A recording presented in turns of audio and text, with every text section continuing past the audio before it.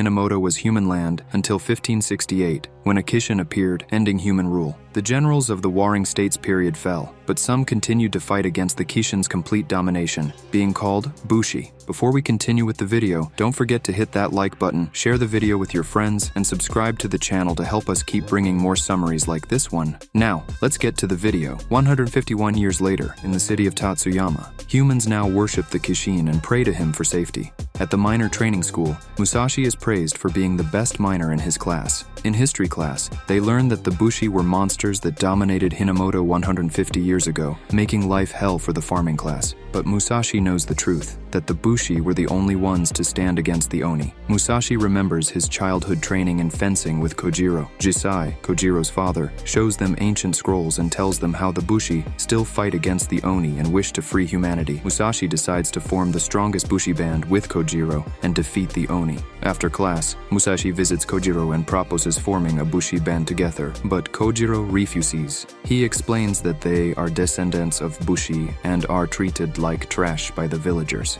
The next day, Musashi and his class graduate from the minor school, but are tricked and become slaves of the Oni. Musashi fights with the Oni, but is saved by Kojiro. They fight together against the Oni, and Musashi reveals that he wants to form a band with Kojiro because he doesn't want to be alone. A light shines in the sky, and a Kishin appears. Musashi and Kojiro, riding on the Kitetsuki, face Oni. Musashi is excited to fulfill his dream of forming a band of Bushi, but Kojiro no longer cares about that. They encounter the Kishin, who transforms into Engoku Tengu after eating offerings. Kojiro remembers his childhood and how his father taught him about the importance of the sword. The Kishin tries to make Kojiro let go of the sword, but he refuses. Musashi attacks the Kishin, managing to wound him but ends up falling into his belly. He returns with Kojiro's sword and convinces him to form a band with him. Meanwhile, a troop of Bushi led by Naotora Takeda arrives to face the Kishin. Kojiro suggests they retreat, but Musashi decides to fight, believing they can win. He begins to defeat Oni along the way. Naotora notices Musashi's determination and decides to help save the people, not just kill the Kishin. Musashi attacks the Kishin, but his attacks are useless. Shunrai takes him to Takeda's camp, where Naotora explains that he cannot defeat the Kishin alone, but Musashi insists on trying.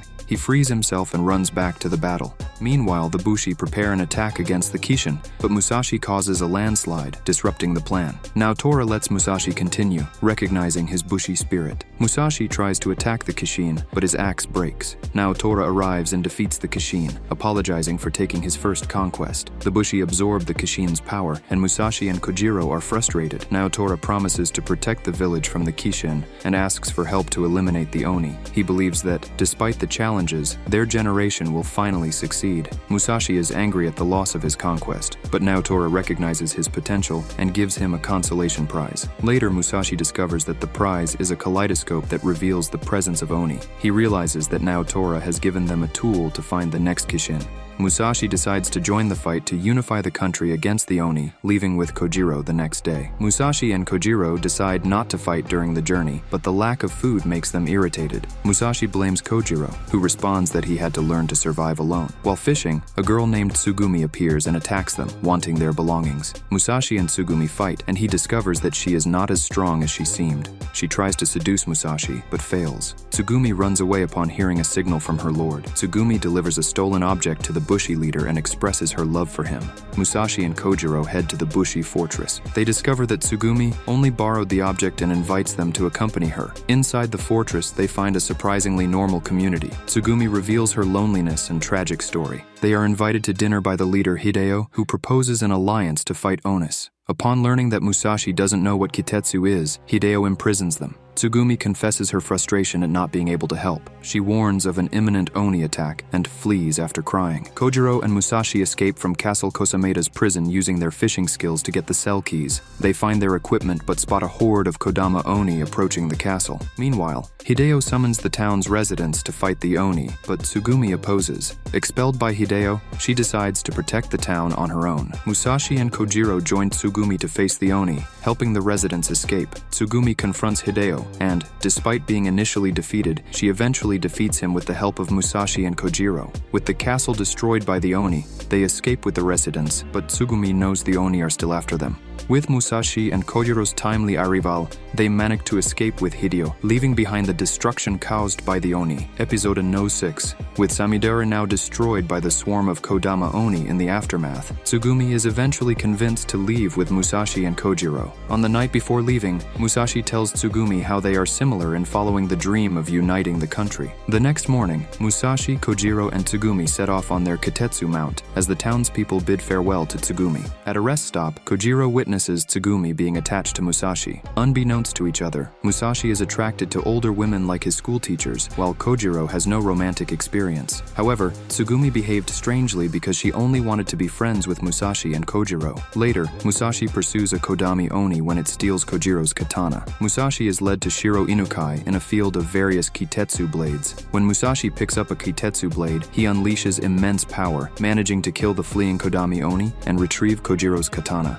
Nanao Inusaka soon arrives to escort Shiro away. Both Shiro and Nanao disappear when Kojiro and Tsugumi find Musashi. To become stronger, Musashi, Kojiro, and Tsugumi plan to buy Kitetsu blades at a market in the Great Eastern Mine. No merchant market, Musashi gets excited to see all the bushi. Tsugumi explains that they are using Kitetsu-sen as currency, and the Kitetsu blades are the main attraction, usually reserved for the last day. While eating, Ibushi asks which band they are from, but Kojiro says they haven't decided on a name yet, making the bushi laugh. Tsugumi asks why they want to hunt Oni, and Musashi asserts that it is their dream, and they want to have the best band. The auction for the Kitetsu blades begins, and 25 swords from the Ryuzoji band are shown. Musashi chooses Enma's Udachi, while Kojiro chooses Sakura Vorpal. During the auction, Musashi and others undergo a sword trial, revealing the colors of their souls. Musashi fails all the trials, being told by Mitsuru that he cannot use a Kitetsu blade and should give up being a bushi. Musashi questions what it means to be a bushi, and upon seeing Kojiro in action against the Oni, realizes that he wanted to hunt Oni to be with him.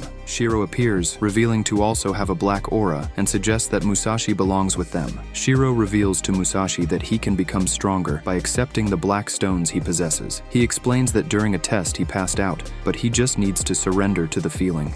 Shiro cuts a large square in the ground to show his strength and throws a Kitetsu sword to Musashi, suggesting he become the ultimate sword. Musashi refuses, preferring to fight with his friends. Shiro suggests turning his friends into swords too so Musashi doesn't end up alone, and pushes him into a well with a Kitetsu sword. Meanwhile, Kojiro and Tsugumi head towards the Kishin. Tsugumi questions Musashi's origin, and Kojiro tells her that he was an only child of a bushi and became friends with Musashi, despite being avoided by others. Nanao, bringing food for Shiro, discovers his plans and becomes sad for Musashi, who had been kind to her. Musashi falls into a magma pit where the goddess within him convinces him to give up fighting. Musashi wakes up in a strange world where the goddess convinces him to stay with her forever. He refuses, remembering his history of rejection and loneliness. The goddess reveals that Musashi always sought acceptance, and being a bushi was just an excuse to be with his friend. She convinces him to give up fighting and turns into stone, while Kojiro and the others prepare to face the Kishin. The bushi find the headless Kishin and believe someone has already killed him. Tsugumi asserts that he must be alive, as Kishin turn into Kitetsu when they die, so his horn must be intact. Kojiro approaches to search for his weakness, but finding nothing, assumes the horn is on the Kishin's head.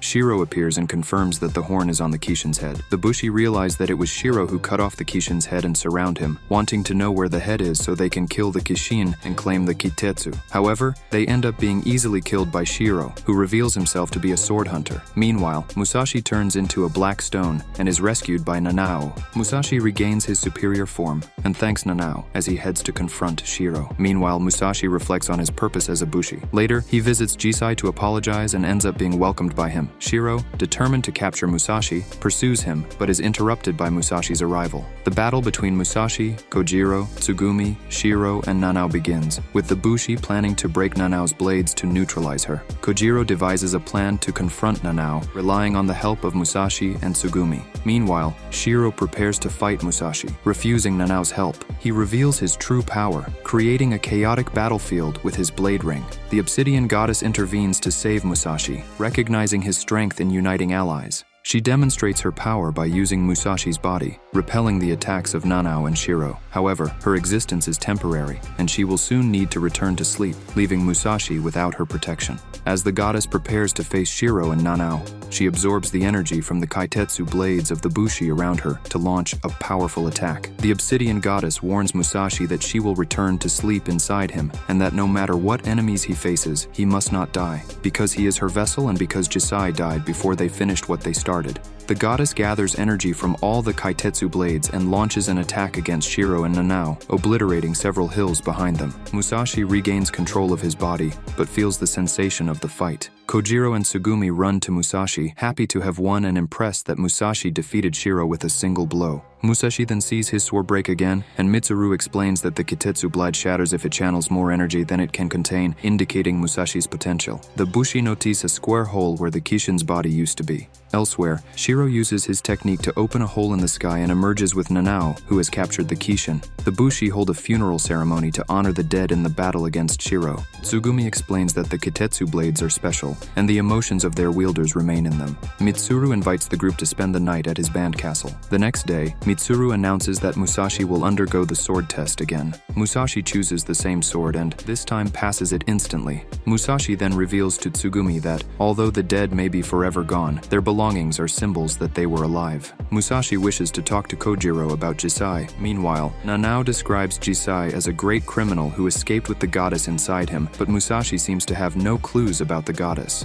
The bushi are leaving, and Kojiro regrets not talking more with his father. He decides to follow his own path, in search of answers about his father. The group decides to head east. Musashi, Kojiro, and Tsugumi pass through a forest and end up pushing a vehicle called Kitetsuki. They are attacked by an oni, a type of creature, but Musashi manages to defeat it. Later, they meet Michiru, a princess who invites them to join her on a journey to defeat a monster called Kishin. The group agrees and sets off with Michiru on her Kitetsuki. Along the way, Michiru reveals that the Kishin is a growing threat that needs to be stopped to save her land, Hinamoto. She explains that the leader of her alliance, Tatsuomi Uesugi, plans to defeat the Kishin on an island called Awaji. Musashi, Kojiro, and Tsugumi decide to accompany them to the port of Harima, where several bushi factions are gathering for the decisive battle. Meanwhile, elsewhere, a group called the Obsidian 8 plans to prevent the bushi from obtaining the help of a goddess called the Obsidian Goddess, who could be crucial to victory over the Kishin. Kojiro, interested in learning more about his father, agrees to head to the port of Harima, where they hope to gather useful information. And so, the first season of the Orient anime ends. That was today's content. We hope you enjoyed it. Don't forget to share the video, leave your like, and stay tuned for the next video. Take care.